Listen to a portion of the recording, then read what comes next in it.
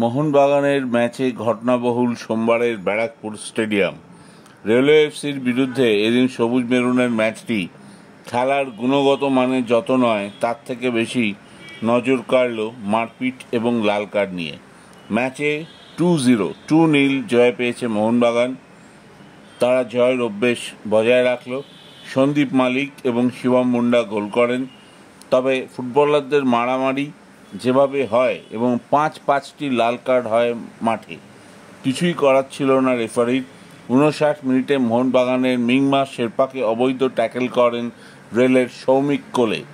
এই সময় সৌমিককে ধাক্কা মারেন বাগানের সালাউদ্দিন। এরপর উত্তপ্ত হয়ে ওঠে পরিবেশ।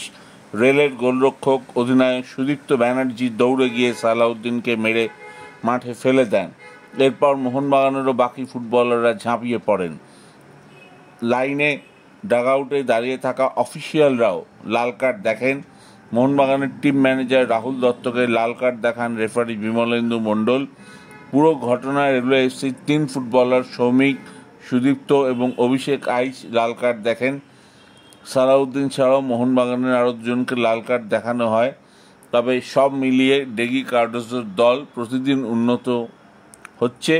বিশেষ করে মোহনবাগানের ডিফেন্সের 4 ডিফেন্ডার দুরন্ত ফুটবল খেলছেন। এর মধ্যে বিলাল এবং সাহিল অন্যতম। লিওন কাস্তানা এবং মার্শাল কিস্কুর প্রশংসাও করতে হবে। তারাও দুর্ধর্ষ খেলছেন, দলকে নির্ভরতা দিচ্ছেন। মাঝ মাঠে সন্দীপ মালিক এবং শেরপাও বেশ নজর কাটছেন। পুরো দলটাই অনেকটা ফিট আগের থেকে এবং শেপে চলে এসেছে।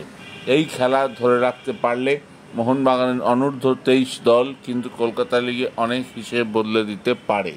খবরটি ভালো লেগে থাকলে অবশ্যই স্পোর্টস লেগকে ভালোবাসা দিন আর বেশি করে সাবস্ক্রাইব করুন। ধন্যবাদ, সঙ্গে থাকবেন।